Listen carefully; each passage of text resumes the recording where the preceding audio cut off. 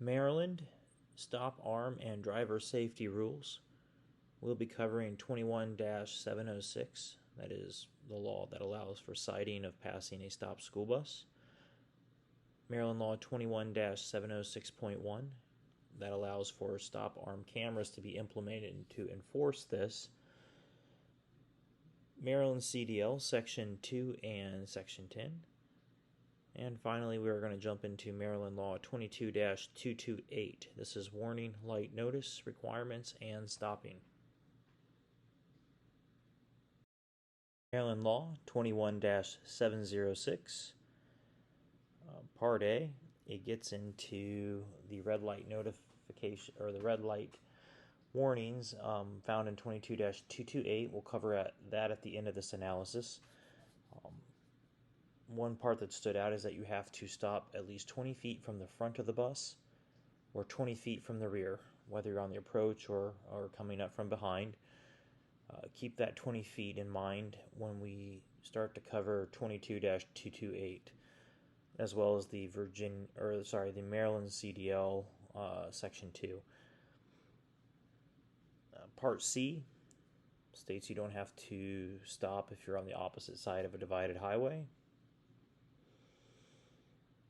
And letter D is they cannot fine you more than $1,000. I believe this pertains to an officer witnessing this firsthand, though.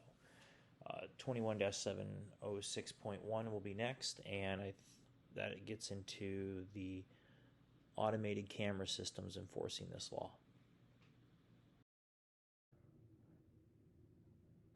This is Maryland Law 21-706.1.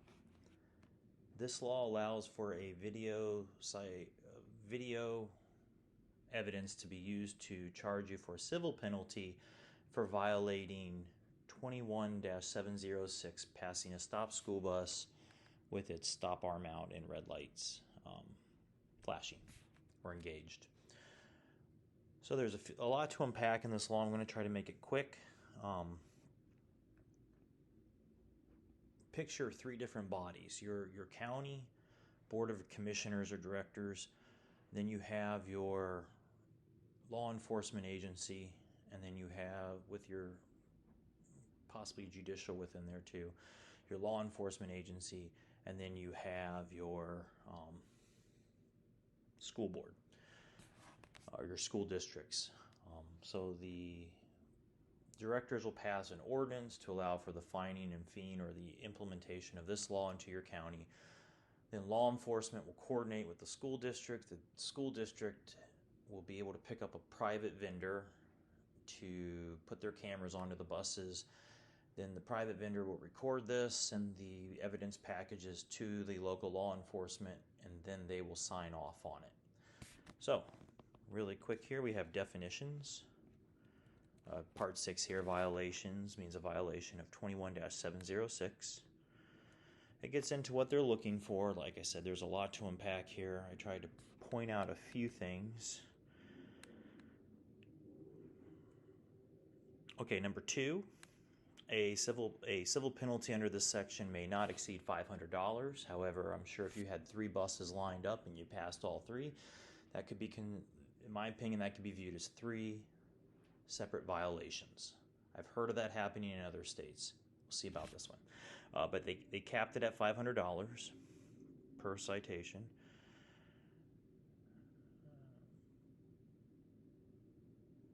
Then going down, VIII.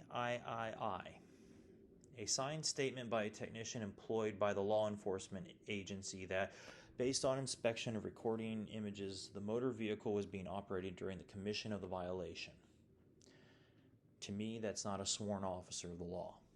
And if there's a Maryland law or statute or a local ordinance somewhere that says only a sworn officer can sign off on a civil penalty, including one that might be upwards of $250, please let me know.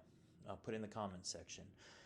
So this just basically means any civilian hired by the local law enforcement agency given the title of technician, I don't know the qualifications for that, can basically sign off on these ordinances. That's how I interpret it, but I also don't know if a sworn officer is just taking their work and signing off on it as well.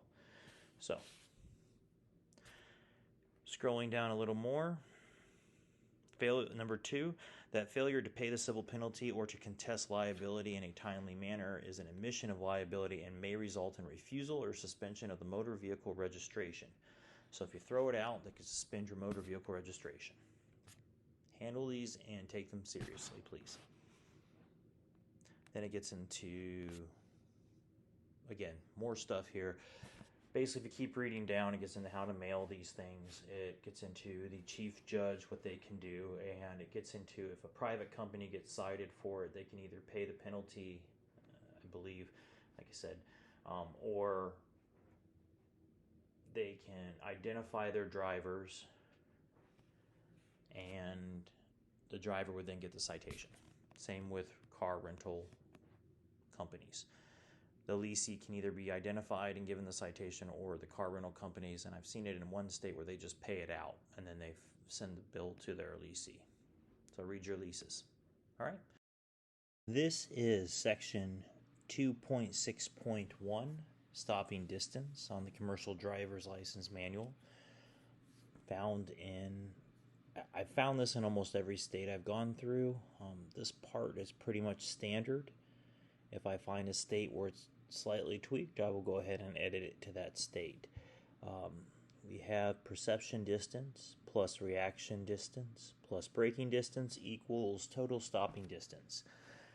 Now, perception distance is going to be the distance your vehicle travels in ideal conditions from the time your eyes see the hazard in the road to when your brain recognizes it. And I believe they give you about 1 3/4 seconds for recognition. The only state I could find a law on this is in Virginia. It's going to be VA law 46.2-880, but they did leave out, I believe, reactionary time, or they put perception and reactionary times together. But this is strictly on the CDL. And then you have reactionary time, and that is your ability to physically hit the brakes. Now, scrolling down, you have your braking distance. It's going to be a lot longer for heavy rig trucks than cars because of the extreme weight they have, but you still share the road with these trucks. And then that you add all three of those together, you have your total stopping distance. In figure 2.11, I will zoom in here on this. You have the total amount of feet it's going to take your vehicle to stop. And on a 25-mile-an-hour road, that's pretty standard and common in most cities, residential areas. It shows 65 feet of your perceptionary distance, the gray part here. Your reactionary distance is going to be 28 feet, and your braking is going to be your car.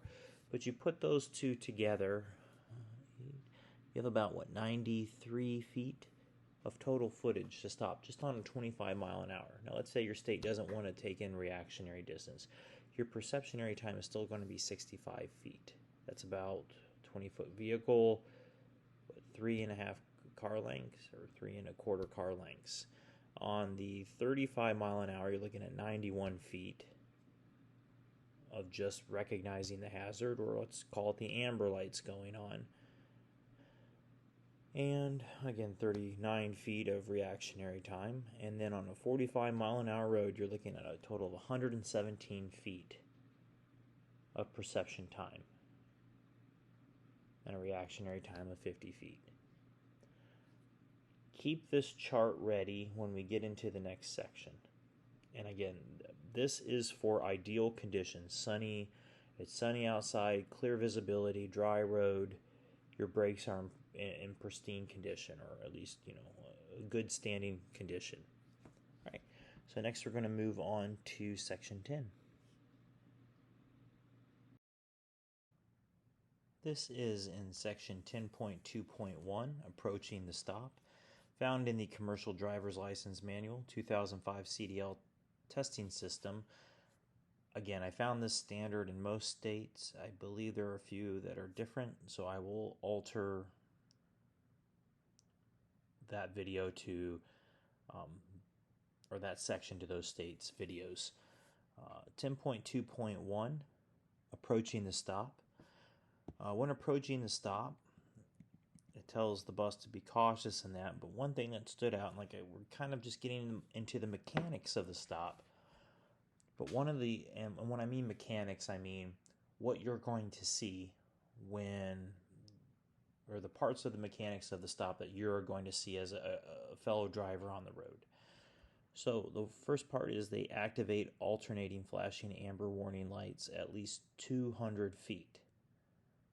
So keep that number in mind. Again, have this readily available to access for when we cover 22.228, or approximately 5 to 10 seconds. And then it goes on saying, or whatever your law says, your state law. There's a few other things, turning on the turn signal and whatnot before pulling over as far as you possibly can. But then we get into the when stopping. When stopping, you should activate alternating red lights when traffic is a safe distance from the school bus and ensure stop arm is extended. So, to me, that puts the burden of the arm being pulled out on the bus driver to make sure the area is clear in this text, rather than the driver having all the responsibility to come to the stop. But again, I'm not a lawyer. I believe this is something that needs to be taken into consideration if you did get a ticket, and I will explain more about it in 22-228. So for this part, remember the 200 feet of warning light, or the 5 to 10 seconds while the bus is coming to a stop, before the bus comes to a stop, and that the bus should check the area to be clear of vehicles before deploying the red lights and extend the stop arm.